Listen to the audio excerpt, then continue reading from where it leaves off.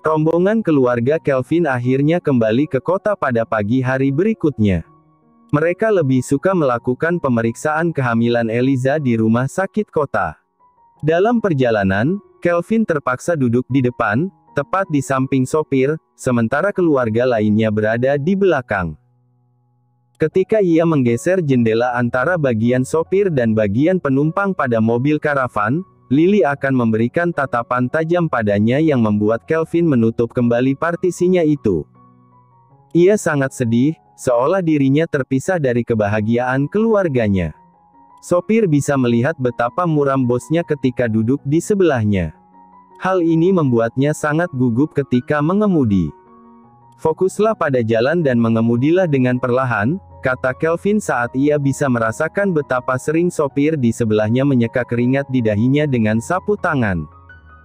Ia bisa menebak bahwa keberadaan dirinya telah memberikan tekanan pada orang di sebelahnya. "Baik, Tuan," jawab sopir. "Ingatlah, selain kamu membawa pasangan lansia, ayahku yang sedang dalam masa pemulihan, tapi juga istriku yang hamil muda," lanjut Kelvin. Sopir itu mengangguk. Ia mengemudi dengan sangat hati-hati, seolah sedang membawa barang pecah belah. "Apakah kamu sudah menikah dan memiliki anak?" tanya Kelvin. Sopir itu terkejut bosnya yang selalu dingin memulai pembicaraan dengannya. Lagi pula, ia bukan sopir pribadi Kelvin, tapi sopir pribadi Lily. Mereka hampir tidak pernah berinteraksi. "Ya, saya sudah berkeluarga dan memiliki 2 anak," jawab sopir. "Bagaimana istrimu ketika ia sedang hamil? Apakah itu melelahkan bagi wanita dan apakah mereka juga membuat ulah?" tanya Kelvin. "Pada kehamilan pertama, istriku mengalami morning sickness yang parah. Makanan hampir tidak bisa masuk dengan baik ke perutnya. Membuat ia sering mendapatkan perawatan dan juga cairan infus untuk memberikan nutrisi," jelas sopir. "Lalu bagaimana kehamilan keduanya?" tanya Kelvin. Sopir itu mengulas senyum ambigu. "Pada kehamilan kedua, ia memiliki nafsu makan parah dan membuatnya menjadi gemuk sampai sekarang. Anak kami juga tumbuh terlalu besar di dalam perut, jadi akhirnya istriku melakukan caesar," jawabnya. "Apa hanya aku yang mengalami nasib seperti ini? Istriku melihatku seperti wabah dan memuntahkan semua isi perutnya. Apakah menurutmu anak di dalam perutnya memiliki dendam padaku?" tanya Kelvin. Sopir itu ingin tertawa, tapi ia menahannya saat melihat kesepian dan kesedihan di mata bosnya. Kelvin seharusnya menjadi orang yang sangat bahagia karena misinya menghamili Eliza berhasil, namun ia justru menjadi sangat sedih karena tidak bisa mendekati istrinya lagi. "Jangan khawatir, Tuan. Aku memiliki teman. Ia memiliki masalah yang sama dengan Anda saat istrinya hamil. Tapi itu hanya berlangsung pada trimester pertama kehamilan. Pada trimester kedua, itu sudah menghilang," kata sopir. "3 bulan terlalu lama. Aku tidak mau berjauhan dengan istriku selama 3 bulan, keluh Kelvin. Ini tidak adil bagi Kelvin. Meski mereka telah memiliki anak, tapi mereka masih pantas dikatakan sebagai pengantin baru. Dia harus memikirkan jalan keluar karena tidak rela jika harus pisah ranjang dari istrinya. Aku berharap untuk kasus istri Anda tidak akan membutuhkan waktu selama itu," kata sopir. Kelvin mengangguk penuh harap. Sopir itu diam-diam merasa bahwa bosnya ternyata tidak semenakutkan yang ia kira. Sebagai seorang ayah, mereka bahkan bisa memiliki obrolan yang baik sepanjang perjalanan. Hari berikutnya, Kelvin menemani Eliza untuk pemeriksaan ke rumah sakit. Mereka juga ditemani Berta. Tapi Kelvin harus selalu menjaga jarak minimal 4 meter dari Eliza. Itu pun setelah ia bersusah payah selama seharian menyesuaikan parfum untuk dirinya yang diterima oleh Eliza. Pada akhirnya, Eliza tetap tak bisa didekati oleh Kelvin, bahkan meski ia menumpahkan seluruh parfum mahal ke tubuhnya. Namun, setelah ia membalurkan tubuhnya dengan minyak eukaliptus, ia akhirnya masih bisa mendekat hingga 3 meter dengan Eliza. Baginya, itu sebuah kemajuan. Hanya saja, Saat Kelvin berada di rumah sakit dan melewati beberapa wanita, ia melihat ekspresi terpesona mereka segera berganti ekspresi aneh ketika mereka bersisihan. Apa-apaan ini? Ia sangat tampan, tapi memiliki aroma seperti pria jompo, bisik salah satu perawat pada rekannya setelah bersisihan dengan Kelvin. Ya, sangat disayangkan. Ia tampan, tapi aromanya mengingatkanku pada kakekku, sahut rekannya. Kelvin memiliki pendengaran yang baik. Wajahnya menjadi masam setelah mendengar bisik-bisik para wanita tadi, namun ia segera menarik napas dalam. Harga diriku telah jatuh, tapi aku harus bersabar. Bagaimanapun, ini demi bayi kecilku. Ia harus terbiasa dekat dengan ayahnya, asteris pikirnya. Mereka segera sampai ke lantai tempat pemeriksaan. Kelvin terkejut melihat betapa banyak wanita hamil yang mengantre. Kenapa kamu harus kemari? Kita bisa menggunakan dokter terbaik di rumah sakit kita dan tidak perlu mengantre, keluh Kelvin setelah melihat terlalu banyak pasien dokter ini. Di rumah sakit pribadi mereka, ia bahkan telah memperkerjakan dokter lulusan terbaik dari luar negeri. Apa kamu tidak tahu? Ini adalah dokter kandungan yang paling terkenal. Ia dikenal sebagai tangan ajaib.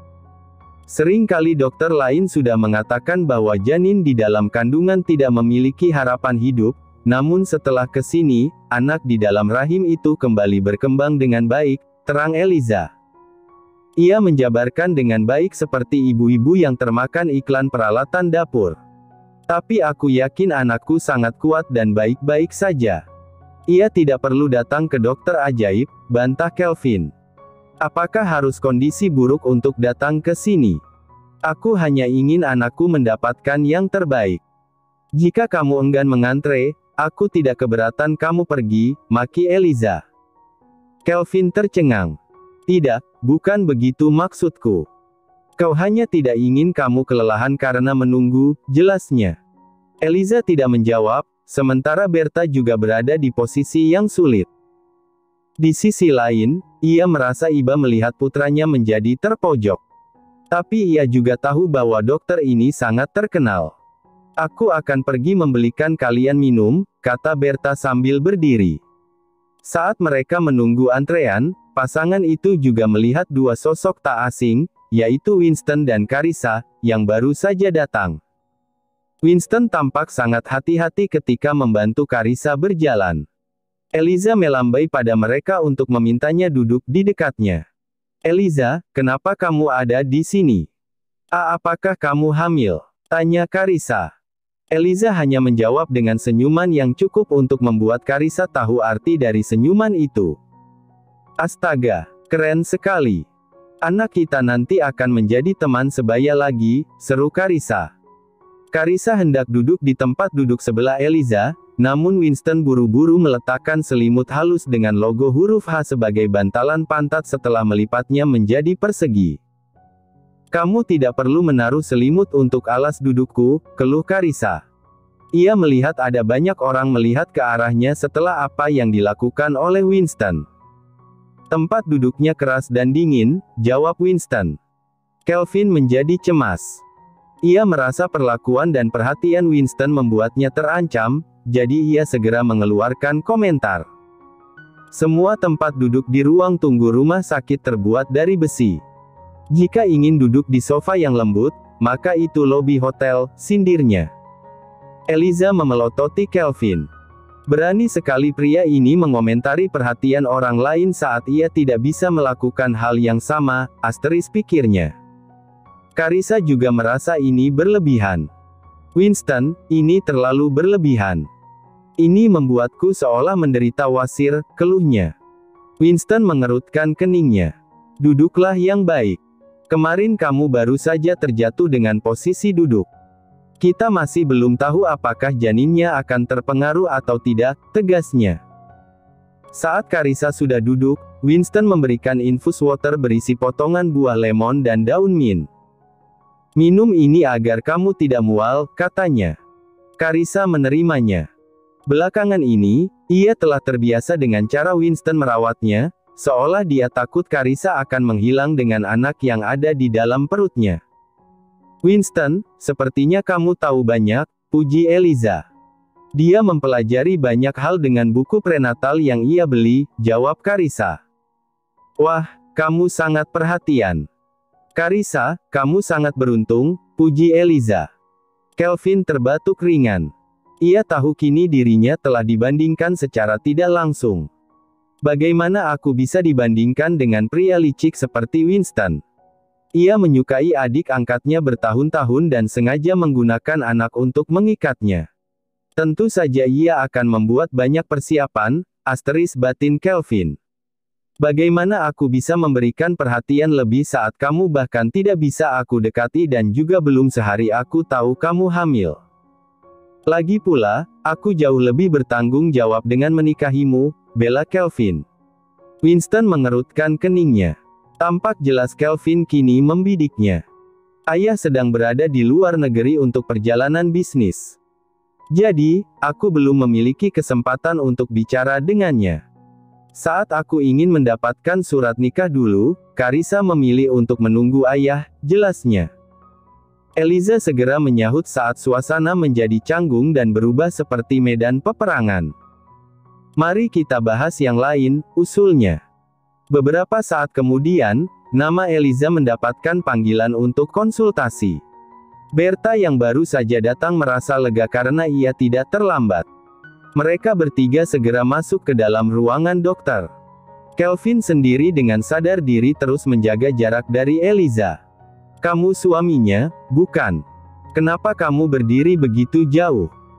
Seharusnya kamu tidak perlu masuk jika memang tidak ingin masuk, cecar dokter pria berusia 50 tahunan itu. Dokter, aku mual saat dekat dengan suamiku, terang Eliza.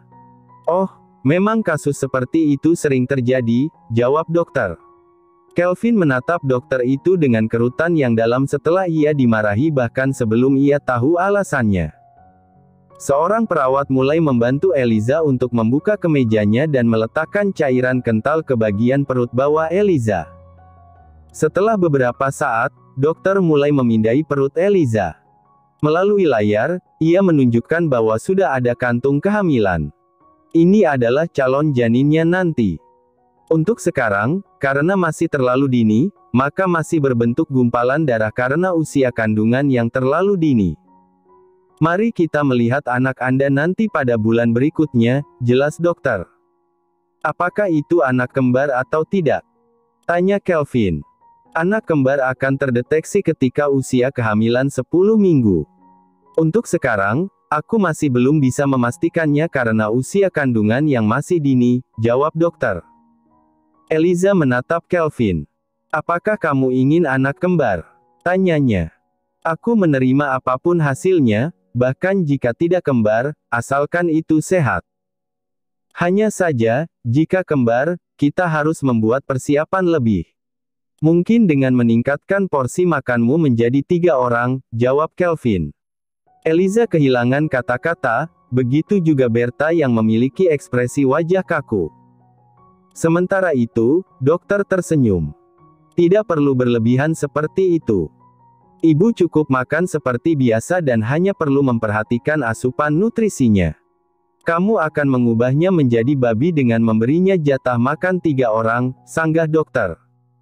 Kelvin menyembunyikan ekspresi malunya setelah dokter menyanggahnya. Tapi ia diam-diam melirik Eliza yang sedang menatapnya tajam. Ia pasti tersinggung dan berpikir aku akan membuatnya menjadi babi gendut, pikirnya. Lalu, apakah kondisi janinnya stabil? Tanya Kelvin. Meski ia hanya melihat gumpalan aneh, tapi matanya sudah memerah karena terharu. Ini adalah kali pertama ia menemani Eliza melakukan pengecekan kehamilan. Mulai sekarang, ia berjanji akan selalu menemani Eliza melihat perkembangan anaknya. Perkembangannya sudah sesuai dengan usia kehamilan. Meski begitu, ia harus tetap menjaga diri dengan baik karena trimester pertama adalah saat yang rentan, jelas dokter. Terima kasih, dokter. Lalu, apakah ada obat untuk mengurangi mualnya saat dekat denganku? Tanya Kelvin penuh harap. Tidak ada obat seperti itu. Tapi tunggu saja, biasanya itu hanya berlangsung pada trimester pertama saja, jawab dokter. Kelvin mengerutkan bibirnya. 3 bulan terlalu lama, keluhnya. Dokter itu menepuk bahu Kelvin. Itu tidak lebih lama daripada seorang wanita yang harus menggendong bayinya selama 9 bulan dan setelah melahirkan, ia masih harus menyusuinya, katanya. 3 orang itu kemudian keluar dari ruangan. Kelvin terus membawa foto hasil USG yang hanya berbentuk kantong kecil itu dengan hati-hati, seolah itu adalah harta karun berharga miliknya. Eliza, apa kata dokter? Apakah benar hamil? Tanya Carissa. Iya, ini memasuki usia 3 minggu, jawab Eliza. Mana-mana. Biarkan aku melihat foto USG anakmu, pinta Carissa. Kelvin kemudian menyodorkan foto itu pada Carissa. Pegang hati-hati dan jangan merusaknya. Peringatnya. Carissa tercengang mendengar peringatan Kelvin, tapi dia tidak mau membalas perkataan itu karena sudah penasaran dengan hasil USG Eliza. Ini sama seperti milikku 3 minggu lalu. Sepertinya nanti kita akan melahirkan di bulan yang sama, kata Carissa. Jika melahirkan caesar, mungkin kita bahkan bisa memiliki tanggal yang sama, lanjut Eliza. Ya, kamu benar. Haruskah kita mulai memikirkan tanggal cantiknya? Tanya Carissa. 2 wanita itu sangat bahagia membayangkan hal itu, mengabaikan 2 pria yang berkontribusi pada kehamilan mereka. Mereka baru selesai membual setelah perawat memanggil nama Carissa. Eliza pamit untuk pulang lebih dulu. Ia tidak bisa berlama-lama di rumah sakit karena ayah mertuanya dan juga pasangan tua di rumah tidak berhenti menelepon untuk menanyakan hasil pemeriksaan. Saat rombongan Eliza pergi, 2 orang keluar dari sudut. Itu adalah Nicole yang membawa ayahnya. Nicole berada dalam dilema selama beberapa hari ini karena ayahnya berada di luar negeri. Ia tidak bisa tidur nyenyak selama beberapa malam, membuat wajahnya kini memiliki lingkaran hitam di bawah mata. Beberapa hari lalu, ia mendatangi Winston lagi, agar ia menyuruh Carissa menggugurkan kandungan. Namun, Nicole justru mendapatkan tatapan bermusuhan dari Winston dan dimintanya untuk tidak mencampuri urusannya. Ia ingin mengadu pada ibunya, namun dia tahu betul bahwa ibunya terlalu menyayangi Carissa. Nicole yakin ibunya tak akan berada di pihaknya. Ayah, sudah kukatakan bahwa Carissa tidak sebaik yang kamu kira. Dia sengaja mendekati kakak di belakangmu dan sekarang bahkan hamil anak kakak. Aku yakin dia hanya ingin harta keluarga kita, kata Nicole. Tatapan Tuan Len menjadi gelap ketika melihat pasangan itu baru saja masuk ke ruang pemeriksaan. Pagi ini, dia terkejut saat Nicole menunggunya di bandara dan membawanya ke rumah sakit. Ia tampak gugup dan mengatakan bahwa ada hal besar yang harus ayahnya lihat. Jemari pria itu mengepal. Ia merasa seperti ditusuk dari belakang oleh anak angkat yang ia besarkan. Untuk sementara, rahasiakan ini dari ibumu, katanya. Setelah pemeriksaan, Winston membawa Carissa menuju ke sebuah villa di daerah perumahan elit yang memiliki lingkungan dan udara yang segar karena berada di daerah perbukitan. Tak banyak perumahan yang ada di sini, dan satu sama lain saling berjauhan karena tiap rumah memiliki halaman yang luas. Kenapa kamu mengajakku ke sini? Tanya Carissa. Kamu akan segera tahu, jawab Winston. Winston menghentikan mobilnya di villa nomor 9. Itu adalah villa besar dengan gaya tropis yang nyaman dan menenangkan. Beberapa ruangan dibuat terbuka dan menyatu dengan alam, termasuk kolam renang outdoor yang juga memiliki dasar batu alam yang indah. Aku membangunnya sejak 3 tahun lalu dengan hati-hati. Aku tahu kamu suka bepergian ke negara tropis, jadi aku ingin membuatkan rumah dengan nuansa resort sehingga kamu betah berada di rumah. Aku tahu kita berada di negara 4 musim, jadi aku tetap memberikan beberapa ruangan tetap hangat, sementara beberapa tempat lainnya sengaja dibuat terbuka, jelas Winston. Carissa menatap Winston dengan tanda tanya. Ini rumahmu, tapi kenapa kamu membangunnya dengan seleraku? Tanyanya. Winston menjentikkan jari ke kening Carissa. Apakah hormon kehamilan telah membuat pikiranmu menjadi lambat? Candanya. Carissa mengerutkan alisnya karena rasa sakit di keningnya. Tentu saja, ia tahu maksud dari Winston, namun dia terlalu takut untuk meyakini bahwa pria ini membangun rumah untuk dirinya. Aku takut ini semua mimpi, katanya. Winston memeluk Carissa dari belakang, kedua telapak tangannya membelai lembut perut Carissa yang masih datar. Ini bukan mimpi. Kita akan menjadi keluarga kecil yang bahagia. Aku tahu kamu masih memiliki perasaan platonis padaku dan belum memiliki perasaan romantis, tapi aku tidak terburu-buru. Kedepannya, kita masih memiliki banyak waktu, katanya. Carissa merasa hatinya goyah. Dia sebenarnya takut untuk terlalu bahagia karena dulu ia pernah menjadi anak yang sangat bahagia dengan keluarga lengkap yang saling menyayangi, sampai suatu hari Nicole datang dan membuatnya dikirim pergi ke Sydney. Winston, bagaimana jika ayah tidak setuju? Tanya Carissa. Aku tidak peduli. Menikahimu adalah keputusanku. Carissa, berjanjilah padaku untuk selalu mendiskusikan apapun denganku dan jangan membuat keputusan sendiri. Oke. Pinta Winston. Carissa mengangguk. Setelah ia melihat rumah ini, ia tahu bahwa perasaan Winston padanya nyata. Winston, sejak kapan kamu menyukaiku? Tanya Carissa. Entahlah, aku sudah menyayangimu sejak kecil. Tapi aku menganggapnya itu adalah kasih sayang antara kakak dan adik sampai ketika aku tahu kamu bukan adikku. Saat itu, entah kenapa aku merasa sedih sekaligus bahagia, jawab Winston. Carissa mengerucutkan bibirnya. Aku sangat sedih saat itu, tapi teganya kamu menyimpan rasa bahagia, keluhnya. Tentu saja, setidaknya aku tahu tidak memiliki perasaan terlarang.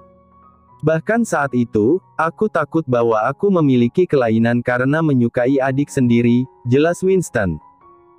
Tapi kamu sangat pintar menyembunyikan perasaan, puji Carissa. Tidak, kamulah yang bodoh. Aku banyak memberi petunjuk, tapi pikiranmu terlalu naif, bantah Winston. Carissa menggaruk kepalanya. Ia memikirkan petunjuk apa yang dimaksud Winston, tapi ia masih belum menemukannya. Perhatian Winston dulu sama seperti kakak pada adiknya. Bodoh. Apakah kamu tahu aku meletakkan tanggal lahirmu pada semua pinku, baik pintu maupun kartu kredit? Lalu aku membawamu ke apartemen pribadiku yang bahkan Nicole belum pernah ke sana. Lalu saat ulang tahun ke-17, aku memberikan Nicole hadiah tas mewah, tapi aku memberimu kalung dengan liontin berbentuk hati, cerita Winston. Carissa terdiam. Ia akhirnya mulai tercerahkan. Winston telah memberinya banyak petunjuk, namun pikirannya memang terlalu naif. Tapi, jika ia mengetahui petunjuk itu, mungkin ia akan memilih menjauh dari Winston karena ia tak ingin membuat keributan di keluarganya. Carissa tahu Nicole dan ayahnya pasti akan ada di garda terdepan untuk menolak hubungan ini. Carissa akan memilih mundur sebelum bertarung jika ia tahu lebih awal, tapi dengan adanya anak ini, maka dia harus memperjuangkan untuk memiliki keluarga yang lengkap. Mulai sekarang, kita akan tinggal di sini.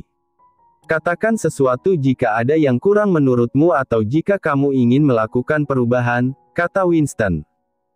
Carissa menggeleng. Aku puas dengan semuanya.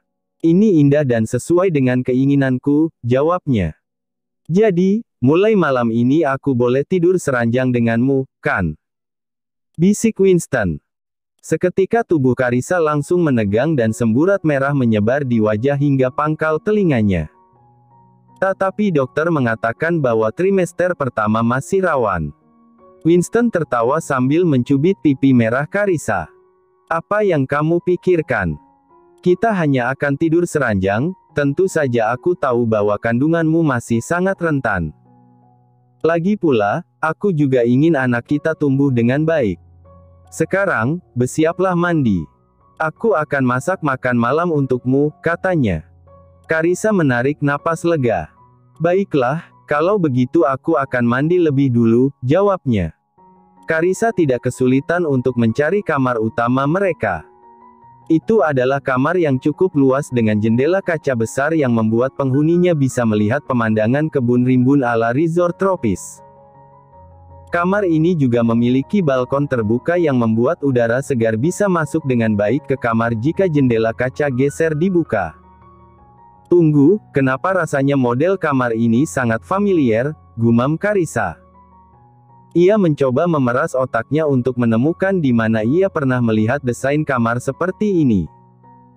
Beberapa saat kemudian, Carissa teringat suatu hari ia liburan dengan rekan kerjanya ke sebuah resort di Bali.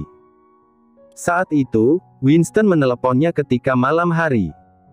Carissa kemudian bercerita betapa ia sangat menyukai desain kamar di resort itu dan memiliki keinginan untuk membangun rumah dengan gaya tropis dan desain kamar seperti yang ia tinggali.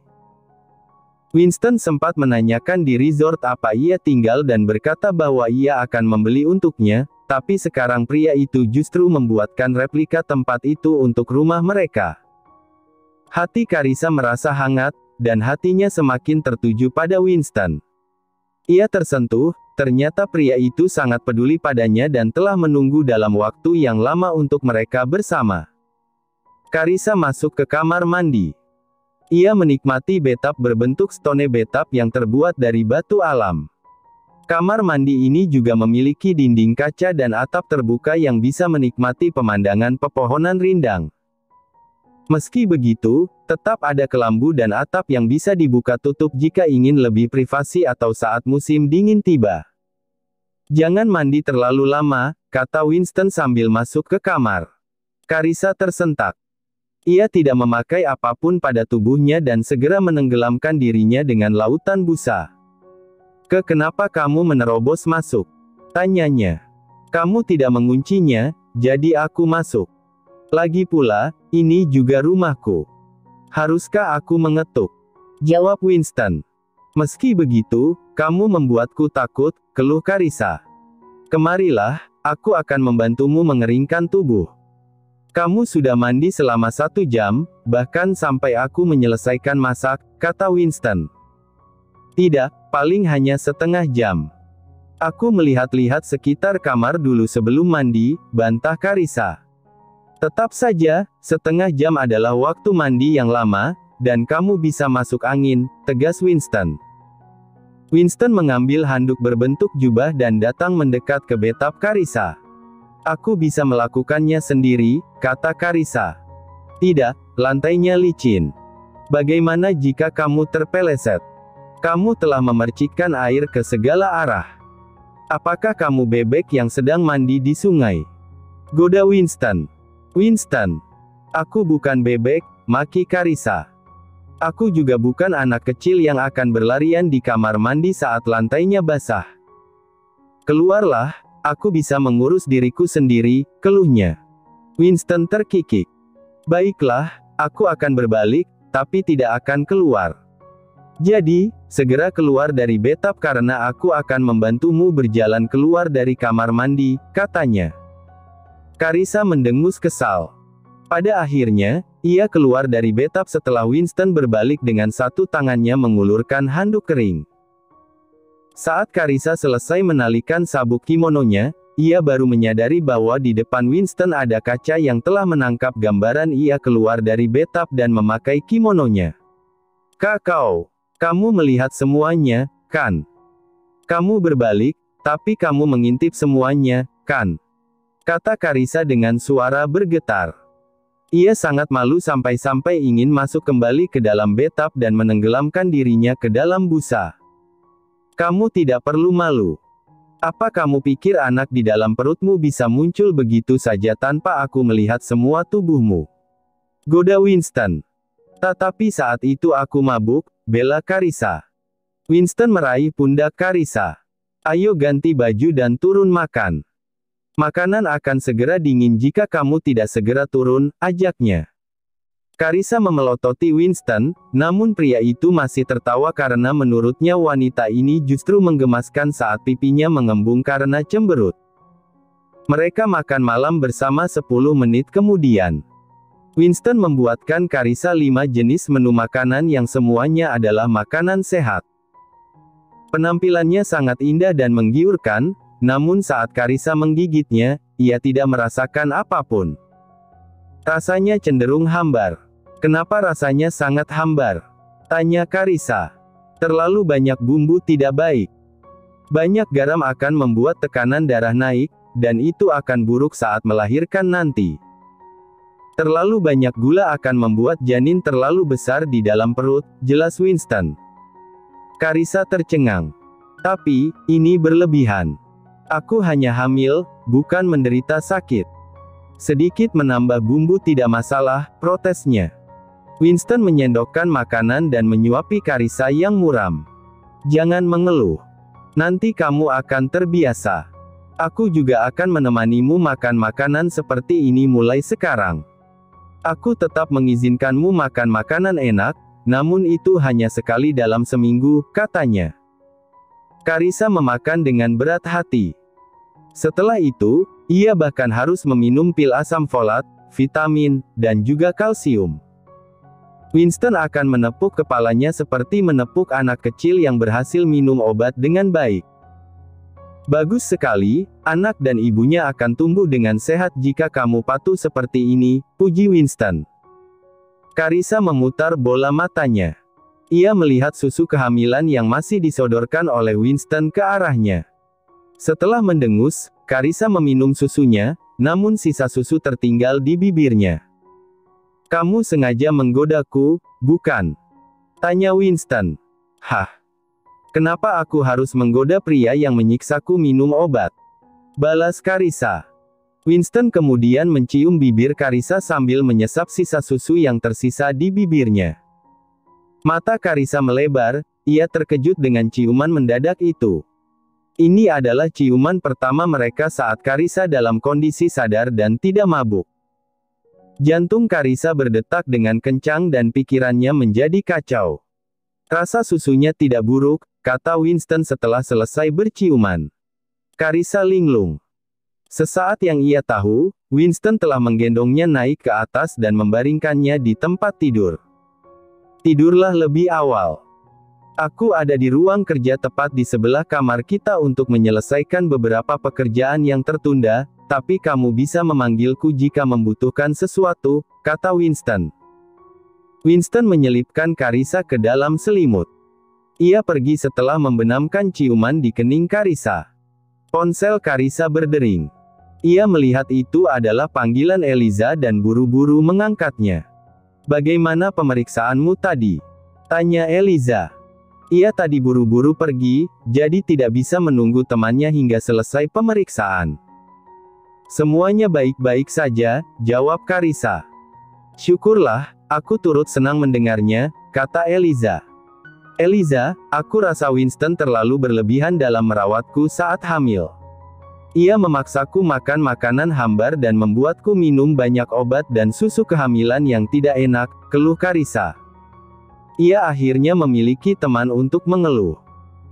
Kamu beruntung hanya memiliki Winston yang protektif, tapi aku bukan hanya harus menghadapi Kelvin, tapi Berta, ayah mertua, dan juga duo kakek nenek Kelvin. Percayalah, rasanya lebih mudah melewati kehamilan Efrain saat aku masih berjuang sendiri daripada saat ini, keluh Eliza. Apa yang kamu alami? Tanya Carissa. Oke, dengarkan baik-baik. Aku harus minum tonik herbal yang pahit saat pagi. Malam hari, baru aku mendapatkan susu kehamilan. Makananku juga hambar, sama sepertimu, dan semua sudut tajam seperti siku meja sekarang telah dilindungi karet pengaman. Lantai juga telah dilapisi dengan karpet lembut. Apakah kamu masih ingin mendengarkan yang lain lagi? Cerita Eliza. Tidak, itu sudah cukup. Aku sekarang sudah merasa bersyukur hanya memiliki Winston yang seperti pengawas, kata Carissa. Oke, tapi dengarkan satu lagi kegilaan Kelvin. Ia menaruh banyak diffuser aromatik di setiap sudut kamar dan ia membalur tubuhnya dengan minyak eukaliptus 2 jam sekali karena menolak pisah ranjang denganku. Aku merasa hidungku dalam waktu dekat, indera penciumannya akan lumpuh, keluh Eliza. Carissa tertawa mendengar keluhan Eliza. Obrolan mereka baru berhenti saat Carissa mendengar suara peringatan Kelvin. Jangan menelepon terlalu lama, itu akan membuatmu dan bayiku terpapar radiasi buruk dari ponsel. Tegas Kelvin.